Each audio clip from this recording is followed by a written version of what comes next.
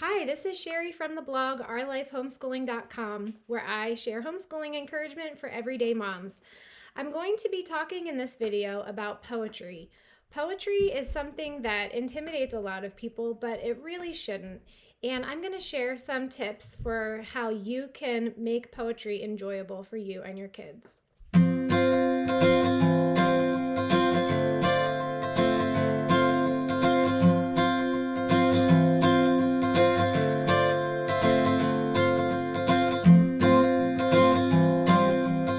Are you intimidated by poetry? Some people feel like it's something that's just a little out of their reach, and so they just stay away from it altogether. And I want to encourage you to just try something that maybe will challenge your thinking a little bit. Poetry is so good for children and adults because it challenges us to think on a different level. I have found, and I've encouraged my kids, that the first time you read a poem, you maybe just get the gist of it, or you may have no idea at all what it's talking about. But poetry is meant to be read more than one time. A poem should be read several times. Sometimes it may be the fourth or fifth or more times that you've heard a poem till you begin to grasp what is really being trying to be portrayed in the poem, or what the meaning is, what the author's intent was. And so it's okay if you read it the first time and you really just are kind of lost in all the words, and because poetry is meant to be that way. It's meant to be something that you come to again and again, and each time you understand a little bit more. Here are some reasons that I've listed that I think you should read poetry to your kids. First of all, it improves their vocabulary. Every time we read poems together, we always come across words that are unfamiliar to us. And so we'll just stop and I'll ask everybody what that word means. And if I don't know, we look it up. Poetry has really been one of the very basic things that we have used to grow our vocabulary, because we come across new words all the time in poetry. Number two, poetry has metaphoric, descriptive language that will challenge your kids and help them understand the concept or the context of a passage in a deeper or a different way than they will be able to do with just a regular reading passage. Number three, it inspires them to think or to feel or act in a certain way. Maybe it will inspire them to be more brave and not be afraid, or to try something new. Poetry just leaves you with this, always leaves you with some kind of an emotion. Number four, poetry introduces them to beauty in the spoken and written word. We usually do poetry in morning time. If morning time is unfamiliar to you, I have written several posts about how we have used morning time to simplify our homeschool. I will link them below, and you can go to OurLifeHomeschooling.com if you want to read more about them. Morning time is the time when we all gather to study the subjects that we love and we really value, but sometimes they get pushed to the wayside in light of the more formal subjects like math, reading, and writing. It's the type of things that we can appreciate together as a group. There are some things in morning time that we do daily, which would be like Bible reading, memory work, current events, things like that. But then there are other subjects that we loop on a regular schedule, and poetry would be one of these.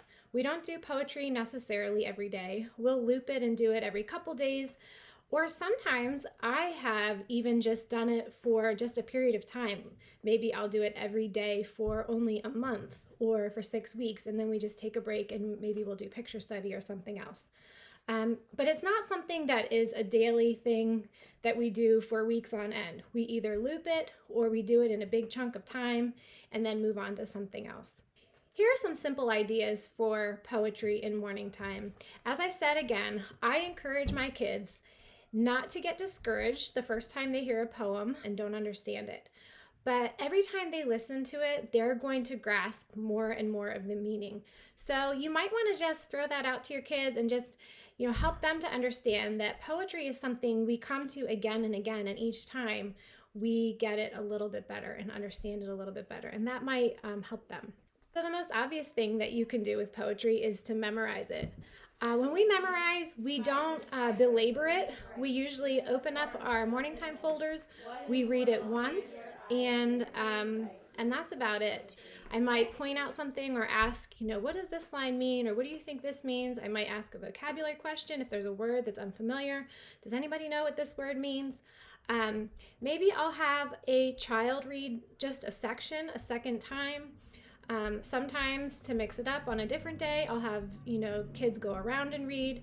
So you don't want to keep it too much the same every time. You want to mix it up a little bit, but we just get it out and read it once a day, once or twice, and over time, it just is something that they remember. If you think about in grade school, I remember saying the Pledge of Allegiance every morning. It wasn't like we were trying to memorize it or anything. We just said it every day. And it didn't take long for us to be familiar with it and to, know it by heart. A second thing you can do is read through poems. So maybe you're not studying just one and memorizing one certain poem, but just enjoying and reading and appreciating a couple different poems. We have a couple books that are collections of poems that we've gone through, and I've shared some of these in my blog post on this subject. So if you'd like to go there, and you can see some of the examples of the collections that I've used.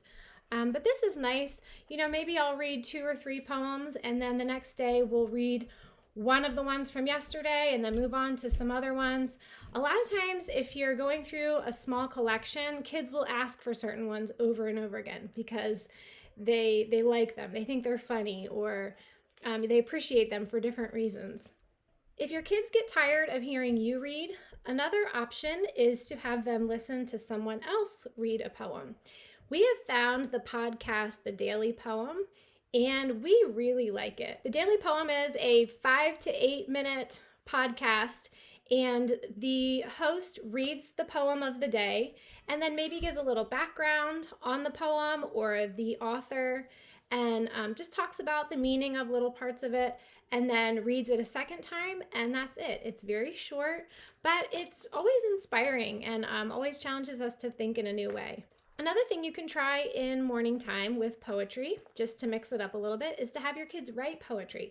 So after we've been working on memorizing a certain poem for maybe a week or two, sometimes I'll get out just a lined sheet of paper, and my kids like to use colored pencils or gel pens, and I will write the poem, just maybe the first verse or stanza or however your poem is broken up. So they're only writing just short parts every day. And so they will write, maybe the first verse, they'll copy it from what I write on the board. And it's colorful, it's short. Every time you write something, it helps you remember it a little bit better. And then the next day we would just write the next verse until after a couple days we have finished the poem. Then I take their finished poems, I ask them to illustrate just in the margins, draw little pictures or whatever, and I put it into their portfolio, which is just nice for them to have. Something that's similar but not quite the same is to encourage them to look at poetry as art and even to use it as decor in your house. So rather than giving them a lined paper, you can give them a blank sheet of paper and give them a little bit of time every day in morning time to write a poem completely out. It can be one that you're memorizing, or it can be one of their choice. And then encourage them again to make it beautiful, to draw pictures, to design, the sides and around it, and maybe put just a backdrop behind it and put it somewhere in your house and let them actually see poetry as art. Just a reminder again, with anything in morning time, to keep your lessons short. So 5 to 10, at the most 15 minutes for poetry, because the longer we spend on something, the more we lose their interest. Keep your poetry short. And also for youngest kids, for real young kids, nursery rhymes are their poetry. Don't underestimate the value of nursery rhymes with your 2, 3, and 4-year-old, even your baby. This is poetry for them. And they learn it. You'll hear them repeating it through the day. So I hope this is helpful for you and gives you some ideas and inspiration to try poetry in your morning time. If you are looking for some more detail and some more examples of what I've been talking about in this video, I did a full post on this on OurLifeHomeschooling.com. I will link that below this video so that you can go and view that if you'd like to. If you are new to my channel, would you please like and subscribe? I am supported by my viewers. Thanks for stopping by, and I'll see you next time.